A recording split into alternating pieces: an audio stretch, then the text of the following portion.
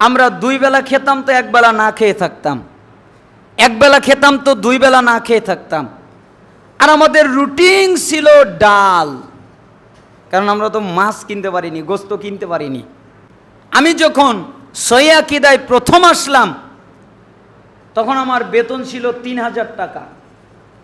আমি, আমার স্ত্রী, আমার সন্তান, তিনজন চলবো এই অবস্থা ছিল না। আমরা দুই বেলা খেতাম তো এক বেলা না খেয়ে থাকতাম, এক বেলা খেতাম তো দুই বেলা না খেয়ে থাকতাম। আর আমাদের রুটিন ছিল ডাল, কারণ আমরা তো মাছ কিনতে পারিনি, গোস্ত কিনতে পারিনি।